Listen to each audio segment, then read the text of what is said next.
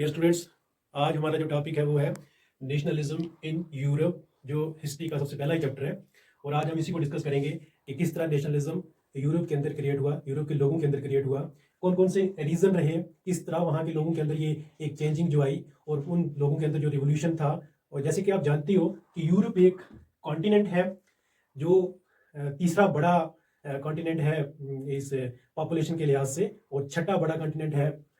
इसके एरिया के लिहाज से। तो 17वीं और 18वीं सदी के बीच में यहाँ पे एक बहुत बड़ी चेंजिंग देखने को मिली, और उस चेंजिंग के पीछे क्या क्या फैक्टर जो थे, कारफरमा थे, वो हम आज इस चैप्टर के इस डिस्कशन के अंदर डिस्कस करेंगे और आप तक पहुंचाने की कोशिश करेंगे कि कौन कौन सी ऐसी वजह रही जिनकी वजह से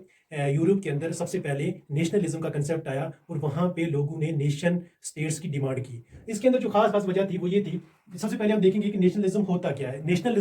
नेशनलिज्म ये वो एक कंसेप्ट था जो ग्रीक के अंदर पैदा हुआ, और ग्रीक रीजन जो है वो यूरोप का हिस्सा है, और यूरोप के अंदर तकरीबन तकरीबन 50 जो सोवरेन स्टेट हैं वो पाई जाती हैं। और यूरोप जो है नॉर्दर्न और ईस्टर्न हेमिस्फीयर के अंदर पाया जाता है। और यहाँ पे सबसे पहले हमने ये चीज़ देखी कि यहाँ पे यूरोप के अंदर जो था एजुकेशन जो सबसे ज़्यादा स्प्रेड हुआ, वहाँ एजुकेशन एक पहला फैक्टर रहा लोगों की जो मेंटल चेंज के लिए। वहाँ पे लोगों के अंदर एक चेंजिंग देखने को मिली, और लोगों ने वहाँ पे मोनार्की को, जो फेडरलिज्म को रिजेक्ट किया, और वहाँ पे नेशन स्टेट की डिमांड की। नेशन स्टेट का मतलब होता है कि ऐसी स्टेट जो पार्लियामेंटेरियन प्रिंसिपल्स पे हो, जो लिबर्टी, इक्वलिटी और फ्रेटर्निटी पे बेस करती हो, जहाँ पे सब लोगों को इक्वलिटी मिले, जहाँ पे सब लोग अपने जो व्यूज़ हैं उनको एक्सप्रेस कर सकें, वहाँ पे सब लोग अपनी औकात के मुताबिक जो है बड़े बड़े रैंक्स, जब बड़े बड़े ओहदों तक जा सकें और अपनी एक फ्री विल के तहत वो अपना काम कर सके, जहाँ पे किसी के ऊपर ज़बरदस्ती तौर पे कोई भी चीज़ को मुसल्लत ना किया जाए। सबसे पहली बात कि नेशनलिज्म एक ऐसा कंसेप्ट है जिसमें लोगों के दिलो दिमाग के अंदर ये चीज़ पैदा करने की कोशिश की जाती है कि हमारी जो स्टेट है वो हम सबसे बिलोंग करती है, और इसकी डेवलपमेंट के लिए, इसकी प्रोग्रेस के लिए और इसको बेहतर बनाने के लिए हम सब लोगों को मिल के इसके ऊपर काम करना होता है। जिसकी वजह से हमारी जब स्टेट डेवलप करती है, जब स्टेट के अंदर प्रोग्रेस होती है, तो जिसकी वजह से हमें खुद भी इस चीज़ का फायदा होता है, और इस वजह से जो हमारे स्टेट के अंदर जो रिसोर्सेज होते हैं उनको भी हम अच्छी तरीके से यूटिलाइज कर पाते हैं और लोगों की बेहतरी के लिए कर पाते हैं। ऐसा नहीं होता कि स्टेट के जो रिसोर्सेज होते हैं वो कुछ ही लोगों तक महदूद होते हैं, ऐसा नहीं होता है नेशन स्टेट्स के अंदर। और यही डिमांड जो थी यूरोप के लोगों ने 17वीं और 18वीं सदी के बीच में रेज की, और जिसका इम्पैक्ट हमने पूरे मुल्क में, पूरी दुनिया के अंदर देखने को मिला। सबसे पहले डिस्कस करेंगे कि इसकी रीजंस क्या क्या रहे। जैसे कि हमने पहले बताया, इसकी रीजन ये थे कि वहां पे जो मोनार्की और फेडरलिज्म जो उस वक्त चल रही थी, ऐसा हम जानते भी हैं कि यूरोप के अंदर जो थी 3 ऑर्डर्स थे। 3 ऑर्डर्स, जिसमें सबसे एक छोटा ऑर्डर जो था जिसमें 80% लोग पाए जाते थे वो था पीजेंट्स और फार्मर्स का, और बाकी जो 20% थी इसमें क्लर्जीज और नोबल्स थे, और जितने भी अख्तियार और प्रिविलेजेस जो थे वो क्लर्जी और नोबल्स के हाथ में थे, और आम लोगों के पास ऐसा कुछ भी नहीं था। ना ही वो वोटिंग का हक रखते थे, ना वो गवर्नमेंट के डिसीजन मेकिंग प्रोसेस के अंदर कुछ अख्तियार रखते थे, जिसकी वजह से वहां पे लोगों तंग आके लोगों ने एक नए प्रोसेस की डिमांड की। वो था nation state, the state that is based on parliamentarian principles, that is based on equality, liberty and fraternity, that is based on equality before law. और आज हम देखते हैं कि इसकी रीजन तो ये रही, अफेक्टर्स ऐसे कुछ लोगों ने भी इसके अंदर बहुत ज्यादा रोल अदा किया, जिसमें सोशल रिफॉर्मर्स थे। अब सोशल रिफॉर्मर्स की अगर बात करें तो वहां पे कुछ मेन अच्छे जो चेहरे आते हैं वो थे यूसी मजानी का, काउंट कैमिलो डिकेवियर का, जॉन गॉटफ्रीड हैडर। इन लोगों ने बहुत आम रोल अदा किया यूरोप के अंदर नेशनलिज्म का जो एक इमोशन था, जो जज्बा था, वो फैलाने के लिए। तो हम अगर बात करें यूसी मजानी की, ये इटली का रहने वाला था, जो एक बहुत बड़ा फिलासफर था, और इसने सबसे पहले इटली को यूनिफाई करने की एक कोशिश की, और इसका साथ दिया काउंट कैमिलो डिकेवियर ने भी। और इसी तरह जर्मनी के अंदर और लंदन के इंग्लैंड के अंदर जॉन गॉटफ्रीड हैडर ने भी बहुत बड़ा रोल अदा किया वहाँ पे नेशनलिज्म का जो जज्बा था लोगों के अंदर पैदा करने के लिए। इसी तरह वहाँ पे उस वक्त सबसे पहले, अगर सबसे ज़्यादा हम देखें तो यहाँ पे यूरोप के अंदर जो रोल रहा वो रहा फ्रेंच रिवॉल्यूशन का, जो 1789 के अंदर वहाँ पे हुआ था, लिवास 16 के दौरा में। क्योंकि लिवास 16 एक लग्जरी जिंदगी गुजार रहा था, और उसके वहाँ पे जितनी भी लोग थे, पीपल जो थे, वो एक माइजरेबल जिंदगी गुजार रहे थे, और उसकी शहनशाही हुकूमत ने वहाँ पे जो ट्रेजरी थी, जो गवर्नमेंट का खजाना था, वो पूरी तरह खाली कर लिया था, और जिसकी वजह से वहाँ पे लोग जो थे वो बहुत ज़्यादा तंग आ चुके थे, क्योंकि लगातार लोगों को ज़्यादा टैक्स देने के लिए मजबूर किया जा रहा था। और इसी तरह 18 मई 1789 को जो थे लोग जो थे वो एस्टिपॉल के अंदर जमा हो गए और लिवास 16 के खिलाफ बगावत करने पे मजबूर हो गए। ठीक है, और एक खास चेहरा जो नेशनलिज्म को यूरोप के अंदर क्रिएट करने के लिए हम जिसको याद करते हैं वो है नेपोलियन बोनापार्ट का, जिसने फ्रांस के ऊपर हुकूमत की थी 1804 से लेकर 1815 के बीच में। तो ये एक खास चेहरा था जिसने पूरी दुनिया के अंदर अपना एक इम्पैक्ट छोड़ा और खासकर यूरोप के अंदर यूरोप के लोगों को एक सिंगल प्लेटफॉर्म पे लाने के लिए इसने बहुत बड़ा काम किया।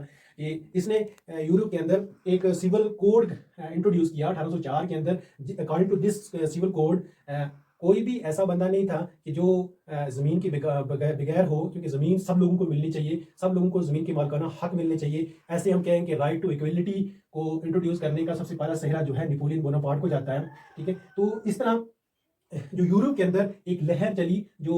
नेशनलिज्म के लिए, वो आस्ता आस्ता आगे बढ़ रही थी और बहुत सारे लोगों ने इसको रिजेक्ट भी किया। लेकिन फिर भी जो बराबर ये जो एक लहर चलती रही, ये लोगों के अंदर एक जज्बा जो था फॉर रिपब्लिक स्टेट के लिए, फॉर नेशन स्टेट के लिए, इक्वलिटी, जस्टिस और लिबर्टी के लिए, वो बराबर चलती रही। ठीक है, इस तरह बहुत सारे ऐसे फैक्टर्स थे अलावा जो थे, जो लोग उस वक्त के सोशल रिफॉर्मर में या उस वक्त के जो पॉलिटिशियन थे, या फिलासफर थे, या एजुकेशनिस्ट थे, क्योंकि मेन फैक्टर जो रहता है वो एजुकेशन रहता है। किसी भी कौम को जो है तरक्की की तरफ ले जाने के लिए सबसे ज़्यादा जो किसी चीज़ का जो रोल रहता है वो एजुकेशन का रहता है। तो हम जानते हैं कि यूरोप के अंदर जो इन्वेंशंस या डिस्कवरीज जो थी, या एजुकेशनिस्ट थे जो ज़्यादा रात में वहाँ पे पैदा हुए, जिनकी वजह से यूरोप के अंदर जो था ये नेशनलिज्म का कंसेप्ट या नेशन स्टेट का कंसेप्ट हमसे पहले आया। मेरे कहने का मतलब कि हिंदुस्तान या एशिया से पहले यूरोप के अंदर इसका ओरिजिन हुआ। तो इसमें खास बात एक जो थी वो रोल ऑफ कल्चर की भी थी कि उस वक्त के जो सोशल रिफॉर्मर जो थे, जहाँ हम कह सकते हैं कि रिवोल्यूशनरीज जो थे, जो लोग इनकलाबी सोच रखते थे, उन्होंने वहाँ की लोगों के अंदर एक ऐसा कंसेप्ट जनरेट करने की कोशिश की कि अगर हम किसी स्टेट से बिलोंग करते हैं तो वो स्टेट हमारी है। और इस चीज़ को लोगों के दिलो दिमाग के अंदर उन्होंने पैदा करने के लिए बहुत सारे ऐसे symbols, national flags, national language, national symbols create करके पूरे मुल्क के अंदर उन चीज़ों का प्रचार करने की कोशिश की, ताकि लोगों के अंदर ये चीज़ पैदा हो जाए कि ये नेशन जो है, ये मुल्क जो है, ये हमारा है और इसकी तरक्की, इसकी प्रोग्रेस और इसकी बेहतरी के लिए हमें ही काम करना होगा। इस तरह से लोग एक नेशन स्टेट की तरफ बढ़ते गए और आखिरकार वहाँ पे उन्होंने इस चीज़ को लाने के लिए कामयाबी भी हासिल की। और बहुत सारे ऐसे मुल्क भी थे जो उस वक्त आज़ाद नहीं हुए, लेकिन कुछ देर के बाद उनको आज़ादी मिली। इस तरह हम ये भी कह सकते हैं कि जो फ्रेंच रिवॉल्यूशन जो था, इसने पूरी दुनिया के अंदर एक नई सोच पैदा करने की कोशिश की। फ्रेंच रिवॉल्यूशन जब पूरी दुनिया के अंदर एक नया राह हमवार होगी डेमोक्रेसी की तरफ, जमहूरियत की तरफ, एक डेमोक्रेटिक सेटअप के लिए दुनिया के अंदर तमाम मुल्क जो थे वो डिमांड करने लगे, और जिस डिमांड की वजह से दुनिया के अंदर एक रिवॉल्यूशन आया। और ख़ासकर इसकी वजह से दुनिया के अंदर लोगों में ये चीज़ पैदा हो गई कि स्लेवरी क्या है, एक इंडिपेंडेंट स्टेट क्या होती है, एक पॉलिटिकल स्टेट जिसकी एक पॉलिटिकल रिप्रेजेंटेटिव होता है और उससे हमें क्या फ़ायदा होता है, मोनार्की और फेडरलिज्म और किस तरह से हमारे लिए नुकसानदेह है। ये चीज़ उन लोगों ने, सोशल रिफॉर्मर्स ने लोगों के दिमाग के अंदर पैदा करने की कोशिश की, ताकि लोग एक सोशल सेटअप, एक अच्छा सोशल सेटअप जो था उसको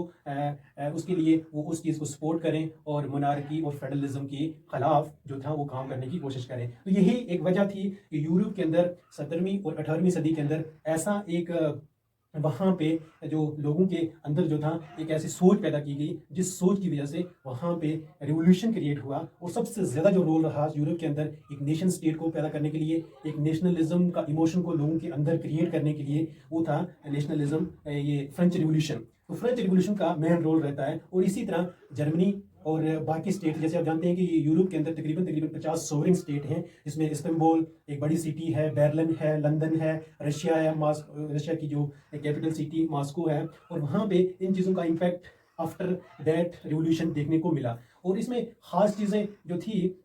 वो ये थी कि इस रिवोल्यूशन की वजह से पूरी दुनिया के अंदर एक रिवोल्यूशन देखने को मिला, जिसकी वजह से पूरी दुनिया के अंदर एक राह हमवार हो रही थी डेमोक्रेसी की तरफ, एक रिपब्लिक स्टेट की तरफ, फेडरलिज्म की तरफ। और जिसकी वजह से लोग जो थे वो इस चीज़ को हमेशा सपोर्ट करने के लिए सामने आ रहे थे कि हमारे मुल्क के अंदर भी हम भी सोवरेन स्टेट होने चाहिए, हमारे भी जो अख्तियार होने चाहिए वो फ्रांस की तरह होने चाहिए। जिस तरह फ्रांस के अंदर लोगों को अख्तियार है, वोट देने का हक है, वहाँ पे अपने रिप्रेजेंटेटिव चुनने का हक है, वहाँ पे लोग जो है पॉलिटिकल रिप्रेजेंटेटिव चुनते हैं, वोट देते हैं, और तमाम लोगों को वोट देने का हक होना चाहिए। सिर्फ कुछ ही लोगों को समाज के अंदर वोट देने का हक नहीं होना चाहिए। ठीक है, सब लोगों को irrespective of caste, creed and colour, सब लोगों को वोटिंग राइट होना चाहिए। वो अपनी काबिलियत के बिना पे वो किसी भी रैंक पे, किसी भी ओहदे पे जाने के काबिल रहने चाहिए, उनको ये हक मिलना चाहिए कि अपनी ज़मीन के मालिक होने चाहिए। और इस तरह से उन्होंने इस चीज़ को आगे बढ़ाने की कोशिश की और नेशन स्टेट की डिमांड जो थी वहाँ पे लगातार बढ़ती चली गई। अब हम देखते हैं कि वहाँ पे यूरोप के अंदर जर्मनी के बारे में थोड़ी बात कर लेते हैं कि जर्मन यूनिफिकेशन किस तरह से हुई। जर्मनी की यूनिफिकेशन जो थी वो 1871 में कंप्लीट हुई और सबसे ज़्यादा मेन रोल इसमें अदा किया गया नेपोलियन बोनापार्ट के द्वारा। इसने तकरीबन 3 जंग लड़ी, जो ऑस्ट्रिया और डेनमार्क, और इसके साथ साथ में उन्होंने इसके साथ इंग्लैंड के साथ एक जंग लड़ी और ये तीनों जंगों में उसने फतह हासिल की। और 1871 के अंदर वहाँ पे उन्होंने इस चीज़ को डिक्लेयर कर दिया कि जर्मनी अब एक यूनिफाइड स्टेट है, जर्मनी एक इंडिपेंडेंट स्टेट है।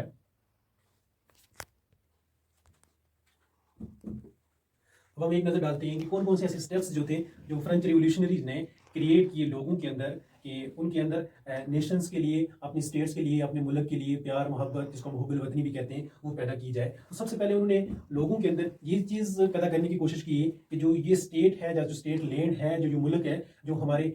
फादर लैंड है, ये हमारी मदर लैंड है, ताकि लोगों को इस चीज़ की एहसास दिलाया जाए कि इसकी हिफाजत, इसकी डिफेंस करना हमारा हक बनता है। पहली बात ये थी कि लोगों ने जब उनको वहाँ के जो सोशल रिफॉर्मर जो थे उन्होंने उनके अंदर पैटरलैंड, फादरलैंड और मदरलैंड का कंसेप्ट क्रिएट किया। दूसरी बात ये थी कि वहाँ पे उन्होंने जनरल स्टेट जो 3 हिस्सों में बटी हुई थी, फर्स्ट जनरल स्टेट जिसके अंदर 300 मेंबर थे, सेकंड जनरल स्टेट जिसके अंदर 300 मेंबर थे, और थर्ड जनरल स्टेट जिसके अंदर 600 मेंबर थे। जो फर्स्ट जो जनरल स्टेट जो थे ये पहले 2 आर्डर के साथ अलग रखी थी, यानी कि जो क्लर्जी और नोबल जो थे वही इसको डिसाइड कर रहे थे कि किस किस्म की हुकूमत यहाँ पे बनेगी। सेकंड जनरल स्टेट जिसके अंदर 600 मेंबर थे, लेकिन उनका सिर्फ एक ही वोट कंसीडर किया जाता था इलेक्शन के अंदर, और पहले दो स्टेट जो स्टेट जनरल जो थी पहली 2, वो इस चीज़ को डिसाइड कर रही थी कि किसकी हुकूमत होगी। और 1789 को क्या हुआ कि इन दोनों स्टेट्स को खत्म कर दिया गया और सिर्फ एक ही स्टेट्स वजूद में रही जो थी थर्ड जनरल स्टेट, जिसके अंदर 600 मेंबर थे।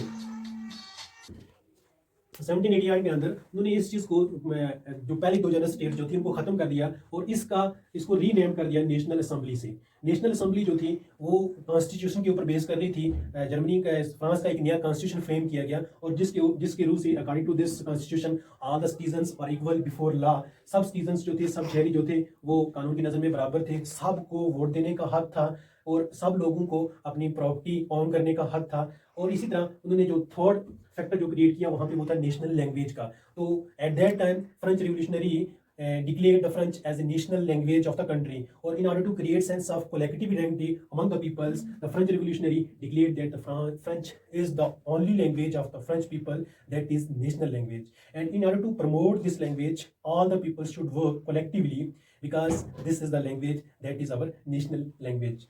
उन्होंने चौथी बात जो वहाँ पे उनके लोगों के दिमाग के अंदर क्रिएट की वो ये थी कि वहाँ पे जो नेशनल या हिम क्रिएट किए गए और वहाँ पे जो मॉर्टियर जो थे, जो मुल्क के लिए, मुल्क की काज के लिए शहीद होते थे, उनको कमेमोरेट किया गया, उनको शहादत खाली तहसीन पेश करने का एक तरीका अख्तियार किया गया, ताकि लोगों के अंदर ये चीज़ क्रिएट हो जाए, दिमाग के अंदर, सोच के अंदर ये चीज़ क्रिएट हो जाए कि जो भी लोग मुल्क की काज के लिए, मुल्क की बेहतरी के लिए, जब मुल्क को बचाते हुए अपनी जान का नजराना देते हैं, वो शहीद होते हैं और उनको हमेशा याद किया जाता है। इसी तरह जो हमारी नेशनल असेंबली जो थी उसमें उन लोगों को इलेक्ट किया जाता था जो एक्टिव सिटीजन थे, जो पढ़े लिखे लोग थे और जो इस चीज़ को मानते थे कि जो मुल्क होना चाहिए वो नेशन स्टेट पे बेस करना चाहिए, लोगों की हुकूमत होनी चाहिए, लोगों की हुकूमत के अंदर जो है सबसे ज़्यादा पार्टिसिपेशन होनी चाहिए, लोगों की पार्टिसिपेशन के बगैर जो हुकूमत बनेगी वो लोगों के लिए अच्छा नहीं कर सकती है। तो इसलिए नेशनल असेंबली जो थी 1789 के अंदर जो वजूद में आ गई वहाँ पे, और जिसकी वजह से उन लोगों को फ़ायदा हुआ। इसी तरह इन चीज़ों को प्रमोट करने के लिए वहाँ पे जो थे मुख्तलिफ लोग थे सामने आए, जिसमें हमने बात की जोसेफ मज़ानी की, काउंट कैमिलो डी केवियर की, गारबेल्डी की, गॉडफ्रेड हैडर की, नेपोलियन बोनापार्ट की, जो एक बहुत बड़ा रिवोल्यूशनरी साबित हुआ और जिसने पूरे यूरोप के अंदर जो थी एक पॉलिटिकल सिनेरियो को चेंज कर दिया, लोगों की जो सोच थी वो भी चेंज कर दी, ठीक है, जिसकी वजह से पूरी दुनिया के ऊपर एक नया रिवोल्यूशन देखने को मिला। People across the world demanded for a nation state, peoples were demanding for a republic state, people were demanding at that time for a state that is based on parliamentarian principles. लोगों ने इस चीज़ की भी demand करने की कोशिश की कि हम जो है वहाँ पे मुल्क के अंदर जो भी स्टेट, जो भी हुकूमत बनती है उसके अंदर जो है हमारी पार्टिसिपेशन होनी चाहिए, ताकि हम जो गवर्नमेंट डिसीजन बना लेती है, जो डिसीजन क्रिएट करती है वहाँ पे, वो उसके अंदर हमारी पार्टिसिपेशन हो जाए। डियर स्टूडेंट्स, आज के लिए इतना ही। कल हम नए टॉपिक के साथ आपसे फिर मिलेंगे। शुक्रिया।